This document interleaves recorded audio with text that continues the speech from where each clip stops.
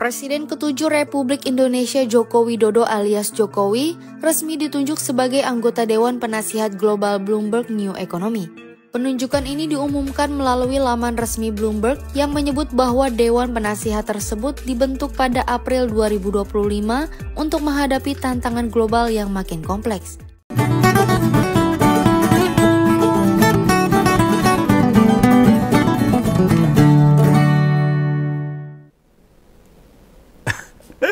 Kemarin tiba-tiba itu para pendukungnya Jokowi, bahkan para pemujanya itu bersukaria itu di medsos tuh. Banyak yang hore-hore. Ya, yang dilakukan para fans Jokowi itu. Ya pasti ngompolers sudah pada ngerti kenapa. Bener nih Pak Jokowi masuk jadi anggota Dewan Penasihat.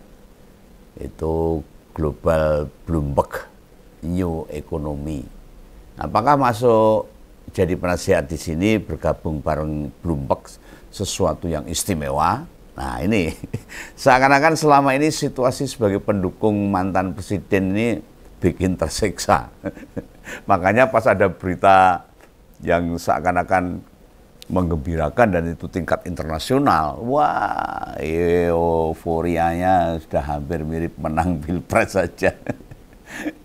Ya saya ya cuma mesem. Jadi ya mesake. Segetir itu ya perasaan mereka dalam mendukung seseorang. Mereka yang pada riang gembira, apa yang ngerti apa itu Bloomberg? Termasuk bakal ngapain aja tim penasihat Global Bloomberg New Economy. Bagi begawan, dengar kabar kayak begini ini ya menurut saya loh biasa wah itu. Bukan sesuatu yang istimewa. Orang mengaget-ngagetkan. Kok bisa begitu saya bilang. Lah perkara kayak gitu tuh dibangga-banggakan. Padahal nek tak tanya balik. Belum tentu loh semua penggemarnya Jokowi yo iso mangsuli. Mangsuli tahu, bisa menjawab. Memangnya dikira para mantan kayak Bu Mega sama Pak BY gak pernah masuk atau dilibatkan dalam berbagai forum dunia? Yo tahu pernah. Di mana itu? Lu masuk kabeh tak golek deh itu. Silahkan cari sendiri-sendiri. Kok gitu? Ya iyalah, wong sekarang ngompol tuh mau ngupas soal Pak Jokowi ada di situ kuwi kepiye. Kita bukan mau cari bicara sosok lain. Ya biar pada paham. Sebagai mantan presiden, ngompolers akan mudah temukan di mana saja itu Pak BY dan Bu Mega bicara di forum-forum resmi internasional. Enggak itu saja, bahkan menyampaikan pokok-pokok pikiran di universitas-universitas luar negeri. Mana datanya? Lah sumangga. Panjenengan goleki sendiri tuh. Mencari sendiri.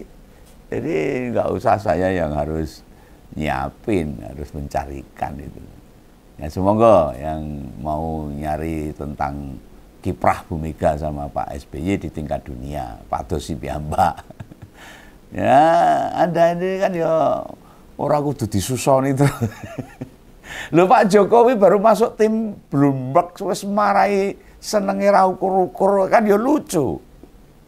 Tadi wis tak bilang toh, mantan presiden kita itu diminta jadi penasihat. Itu duduk keistimewaan, soalnya itu bukan prestasi. Dan beberapa mantan presiden kita itu masuk di berbagai forum internasional juga itu.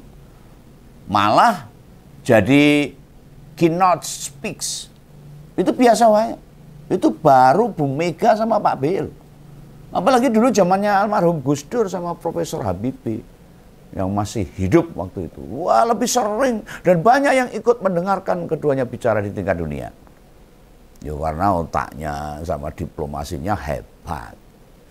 Nah, ini balik lagi ke Jokowi yang dikabarkan masuk ke penasihat Global Bloomberg New Economy.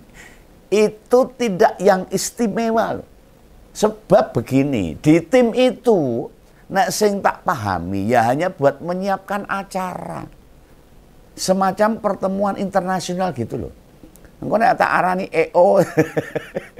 Acara dan lembaga Bloomberg itu memang mengkhususkan diri di soal-soal ekonomi. Lah kegembiraan ini bisa tak mengerti sebab sak durunge nama Jokowi masuk di lembaga internasional, bikin penggemarnya mewek. Apa itu? Pada inget nggak UCCRP? Ada tuh nama Jokowi di situ. Loh kenapa? Baru yang sekarang kelihatan pada senang mendukungnya dibandingkan waktu disebut sama OCCRP.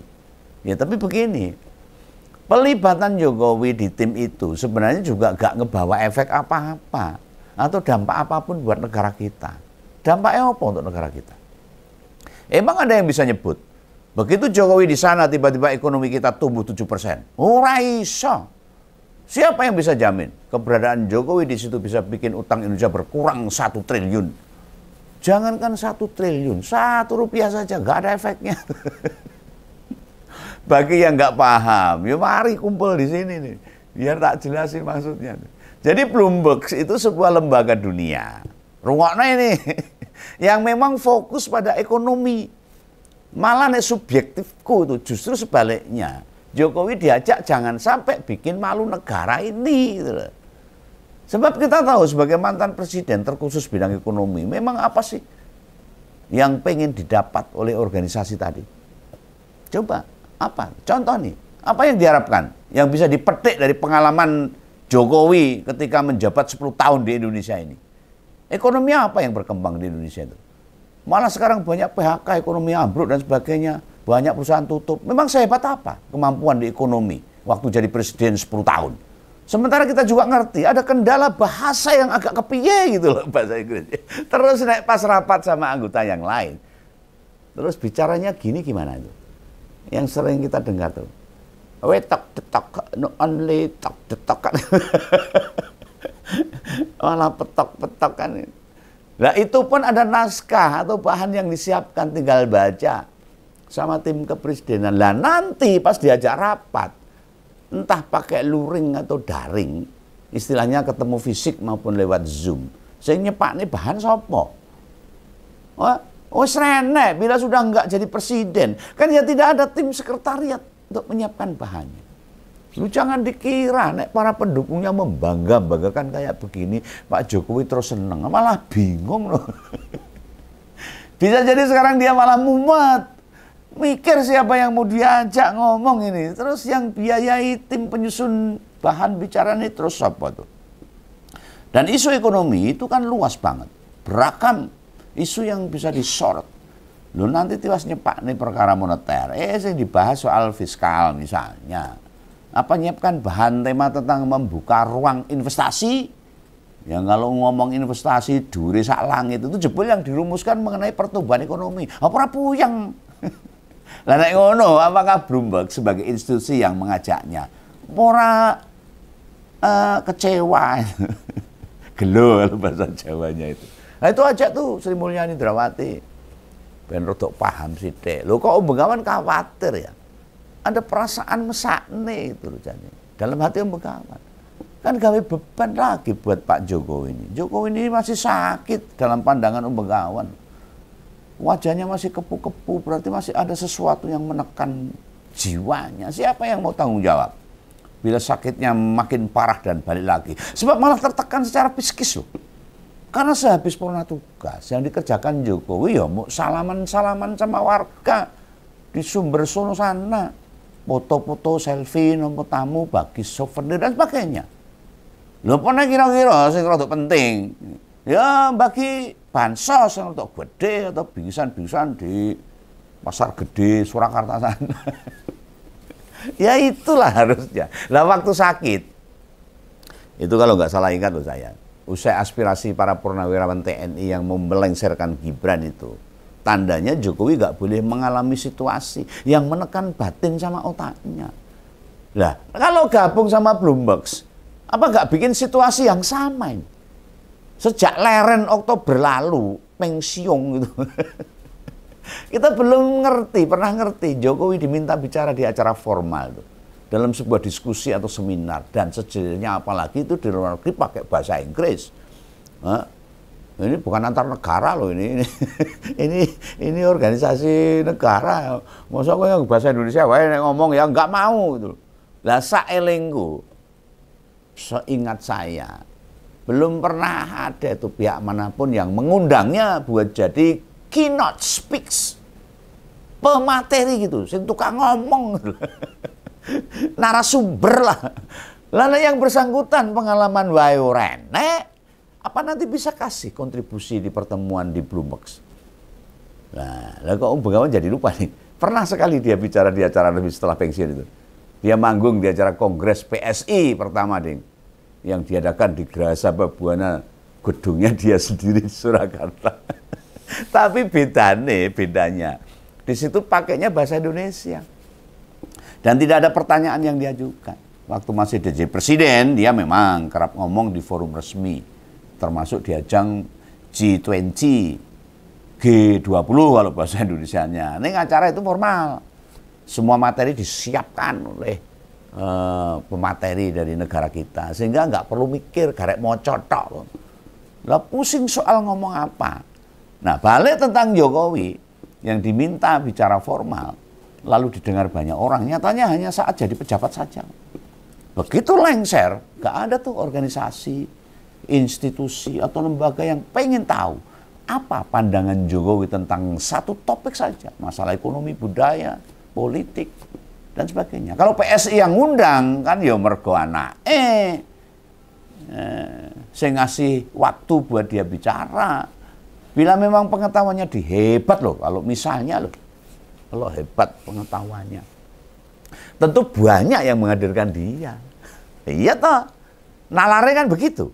Misalnya kementerian atau BUMN, lembaga swasta, perguruan tinggi, ormas dan sebagainya. Kalau Jokowi itu dianggap punya kredibilitas, punya materi yang sangat hebat, pasti selalu akan diundang sebagai pemateri, narasumber dan sebagainya. Kan ini tidak pernah. Yang pengen dengar masukan dari Jokowi termasuk Pemprov yang gubernurnya didukung sama Jokowi aja, kayak Jawa Timur, Jawa Tengah. Mungkin Pak Lutfi sama Bu Kofifa ya ngerti, nek diundang sama dikon ngomong apa itu ya ngerti. Ya segini aja lah. Kalau nek duduk Pemprov lah, ya partai selain PSI misalnya, kayak PAN sama Golkar yang selama pemerintahan kemarin jadi anak manisnya Jokowi. Nyatanya wis gak pernah dimintai sumbangsi pikiran. Kaya ora tahu dicolek begitu. Atau ide yang bisa didengar orang pernah. Padahal dia 10 tahun jadi presiden, harusnya pengalamannya kan hebat. Hah? Minimal diminta Pak Zulhas atau Pak Bahlil. Tidak hanya di partai. Mungkin di organ relawan aja lah. Kok yo blas. Orang enek ke acara meneh. Apa udah bubar dewi-dewi. Malah dia dulu kemarin merintahkan para relawannya suruh dukung Prabowo Gibran 2 periode katanya itu. Lah apa enek relawan saiki? Enggak ada, sisanya aja bermasalah semua. Apa wis kentekan bensin? Enggak ada amunisi mengadakan kegiatan. Atau wis gak entuk suntikan buat ngadain acara kayak dulu itu para relawan itu. Dan sekarang itu para relawan pada nggak tahu kemana ini. Tidak ada suaranya. Biyen hitungane meh ben biar acara relawan dengan dindi. Selfie di mana-mana terus diundang Jokowi do sorak-sorak. Saiki mana? Nggak ada. Ojo meneh kongres, munas. Temu relawan di hall atau gedung pertemuan mewah. Ngerti mereka seragam bae wis ora tahu. Kalau relawannya saja nggak pernah ngumpul, lalu mendengar apa yang jadi pemikiran Jokowi, gimana dengan orang lain? Lu sampai hati. Jokowi itu merintahkan dukung Prabowo Gibran.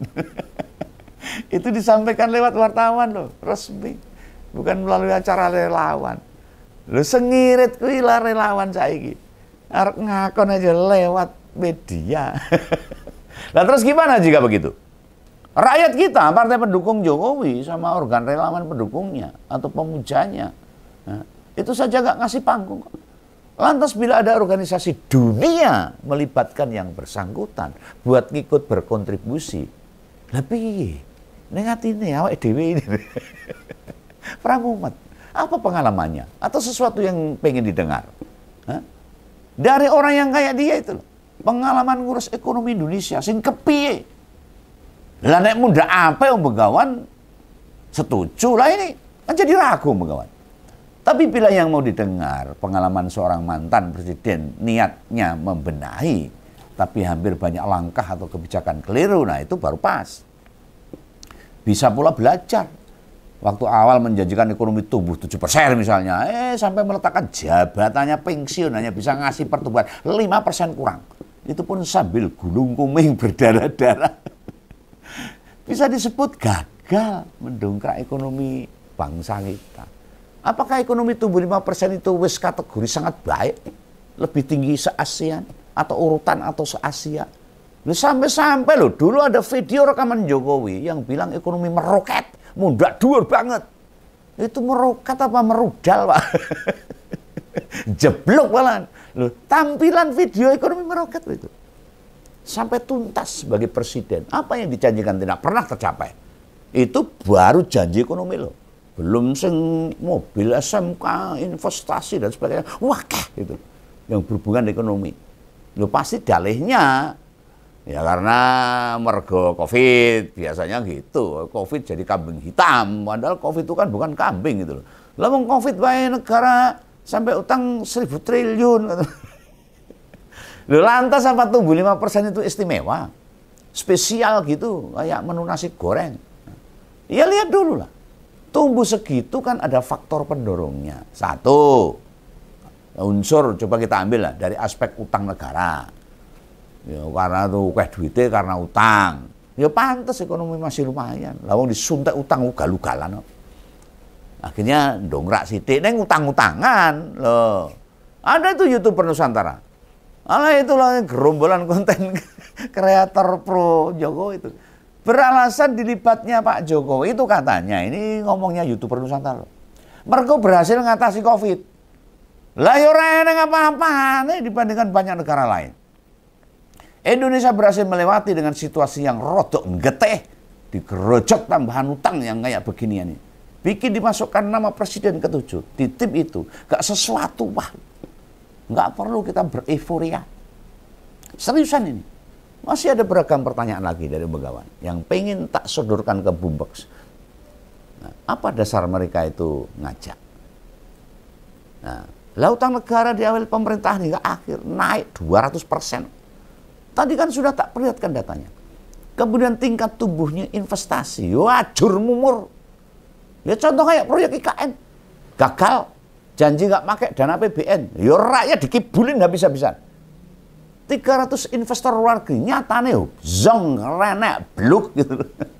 Apa yang menjadi keistimewaan dari Jokowi ini? Sehingga diminta menjadi penasihat di Bloomberg. Terus saat banyak tata kelola sumber daya alam. Balik ke pangkuan Ibu Pertiwi yang nggak ada beda tuh. Dulu Freeport, Blok Mahakam, Blok Rokan berhasil diambil alih katanya dengan harapan membeli timbal balik lumayan. Sampai sekarang kita nggak ngerti dividen yang mesti diberikan pada negara seberapa itu. Oh renek. Ada yang tahu berapa? Terus banyak info yang diceritakan sama Pak Purbaya tentang ekonomi pas Pak BY dibanding Jokowi. Kaya ngopo? Iki nek tak terus-terus iso tekan jam 1 wengi ini. Sebab ngupas gagalnya bangunan ekonomi selama 10 tahun periode kemarin tuh. Bikin rakyat pada sengsara, uripe rekoso. Ukeh wong melarat, ukeh wong dipecat, di PHK. Banyak hal yang bisa tak belejeti sampai ente-entean. Sudahlah, para pendukung, para pemuja, para penjilat, sing rasional lah. Gak usah memuja berlebihan. Sebab penunjukan itu orang sesuatu yang hebat banget. Enggak ada istimewanya.